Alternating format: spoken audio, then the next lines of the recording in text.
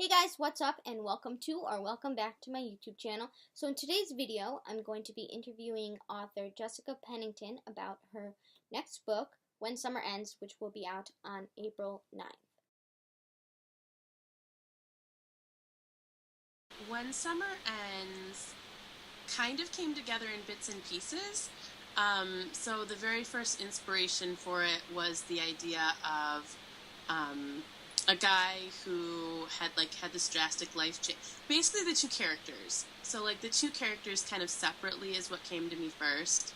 I've always kind of wanted to write a story about a girl who has this kind of long-term relationship that she's just really sucked into the family and really attached, and kind of explore how you can lose focus of other things when you have that one person that you've kind of grasped onto and have decided that that's your future. And then Aiden, his storyline was really, I kind of wanted to explore the whole idea of vision loss. Aiden was really my high school experience of being diagnosed with an eye disease and everything down to being hit in the face with a baseball while pitching was personal experience. And so I thought it would be really fun to kind of explore the idea of what if I had been what if pitching had been my future thing that I had always focused on? I was a very mediocre pitcher. Right, but if the stakes were higher and that was your thing, and then all of a sudden it's gone. I never dreamed of going big or even playing in college or anything like that. I played for fun.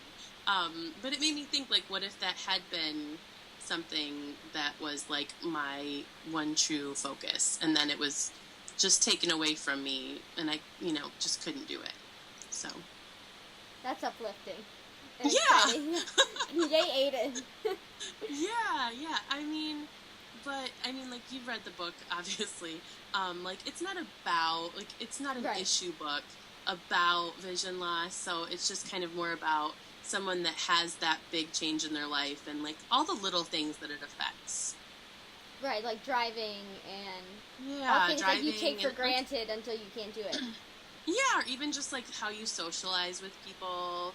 He kind of talks about the little changes he makes during his day to, read menus and, right. have people not notice that he has that problem. Because, when you're a teenager, it's just, not cool. Right. It's oh, you have vision loss?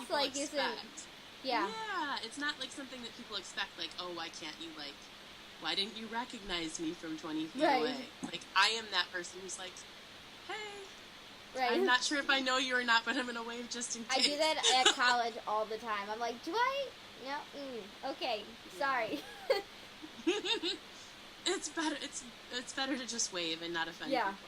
I think it's an interesting dynamic too with Aiden and Xander, because normally it's everybody's on the baseball team is tight knit and best friends or whatever, and not that they hate each other, but it's not my ride or die here catcher pitcher thing. Right.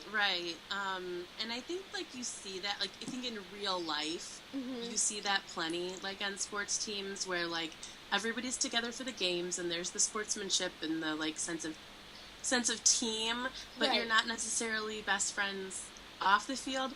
But I feel in books and movies and things, everyone is always together 24/7. Here's the click, and anyone that's not, yeah, exactly. Mm-hmm. You're that's not and you how travel in a little friendship pack is. and Right.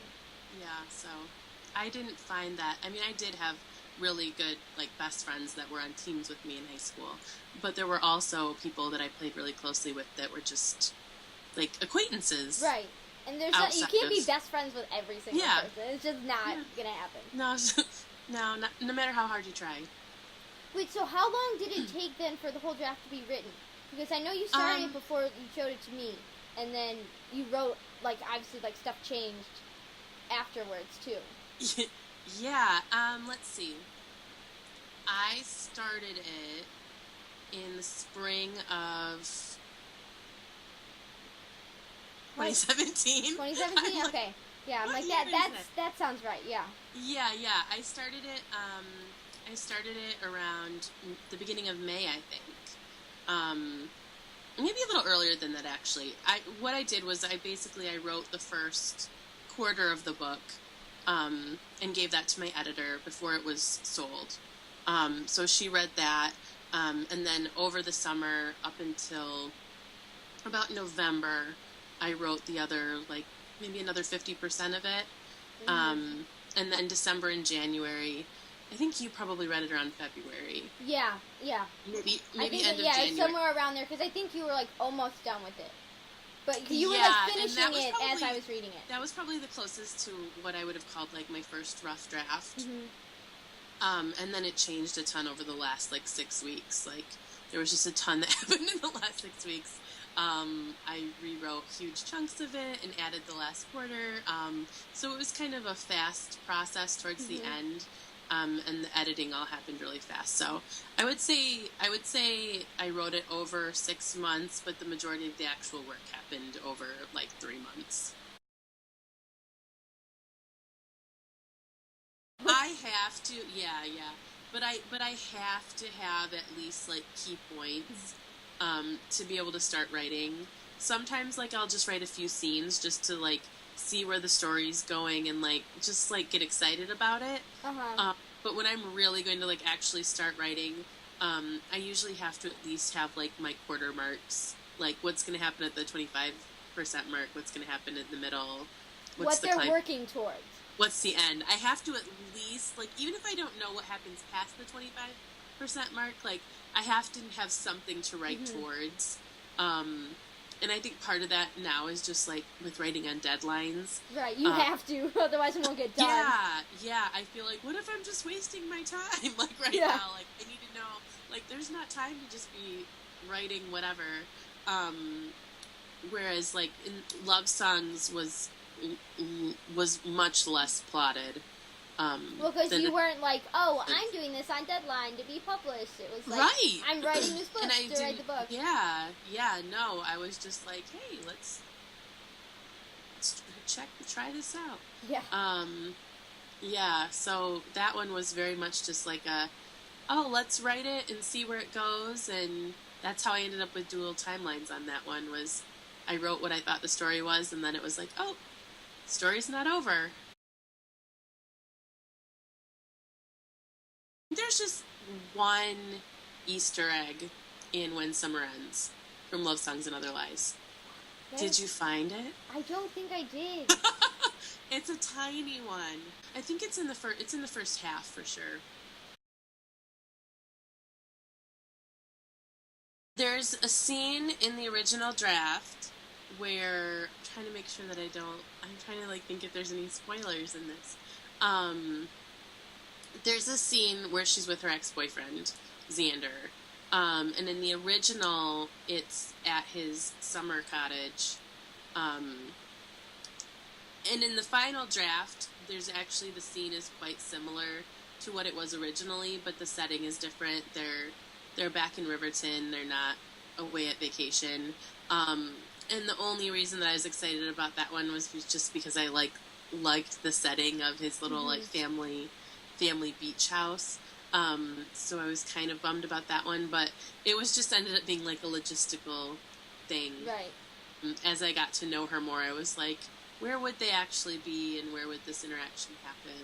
She's not going to go up to the beach house just for one scene and then come back down. Yeah. I mean, kind of. Right, yeah.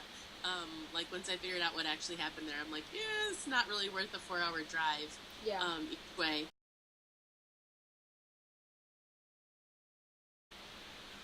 If anything, at this point. If anything. No, I can share some. So it's currently titled Meet Me at Midnight, and it's slated for next, I believe it's April. I haven't heard for sure, but I'm pretty sure that it's April 2020. So spring 2020, at least in that, yeah. Yeah, but I'm pretty sure it'll be April.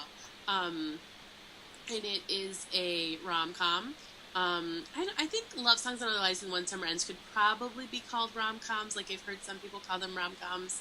I don't know if I would consider them... They're not quite as rom-coms as much as I would consider them romantic dramas, maybe. Yeah, I think they're more on the dramatic aspect than, like, the comedic dramatic I aspect. agree. Yeah. But some people call like anything that's kind of like the cute boy meets girl story a rom-com. So, but this one is a rom-com, and it is an enemies to lovers, which is one of my favorite tropes.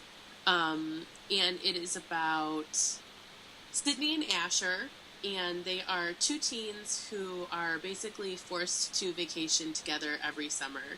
They've got parents who are college friends, and every summer for the last like 5 years or so, they've found themselves at these neighboring beach houses on a little lake. This is also set in Riverton, so we get to see more of the town.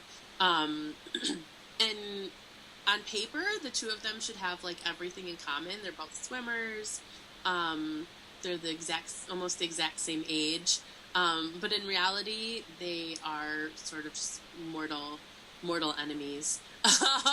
So they spend their summers pranking each other and just sort of antagonizing each other, but in very like interesting and kind of cute ways.